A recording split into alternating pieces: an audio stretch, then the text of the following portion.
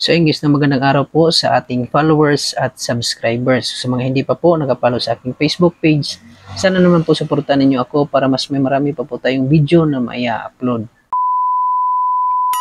Sana all.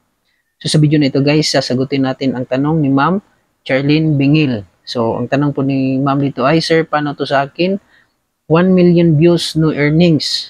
Na-monetize na po ako. So ayun, nagkaroon po si Ma'am ng video na kung saan nag-viral at umabot ng 1 million views ang kanyang video. So ang tanong ko po sa iyo, ma'am, ano pong klaseng tools yung na-monetize kayo? Kung stars ba ito or subscription? So may iba't ibang klase po na paraan kung paano tayo kikita sa iba't ibang klaseng tools na ibinigay sa atin ni Meta. For example, sa star po ay magbibigay lang po yung ating viewers or ating followers ng star para tayo makakuha ng earnings. At sa may subscription naman po, kapag may magsasubscribe sa atin, dun lang po tayo magkakaroon ng monthly earnings sa ating mga subscribers. So siguro po ito si ma'am ay na-monetize sa content monetization.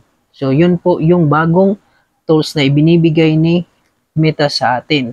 So ganito po yan ma'am. Kung kailan nyo po na naging monetize ang inyong account sa Facebook, ay doon pa lang po lamang papasok ang ating earning. For example po, ngayon ay hindi pa kayo na-monetize tapos nagkaroon kayo ng 1 million views sa inyong mga videos, tapos kinabukasan ay nagkaroon tayo ng available tools or na-monetize tayo sa content monetization tools.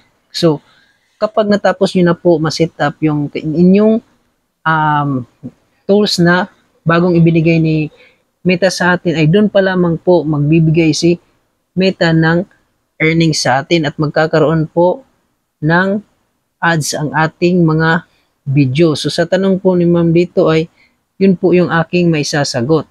Kung kailan ka po na-monetize sa isang tools na kung saan nagkaroon ng ads ang inyong video. So kapag meron na po kayong 1 million views before po kayo na-monetize sa ating content monetization na bagong ibinigay ni Facebook sa atin, ay hindi pa po tayo magkakaroon ng earnings kapag hindi pa po natin na set up yung kanyang binibigay ni Meta sa atin. So sana po nasagot ko ang inyong tanong at maraming salamat.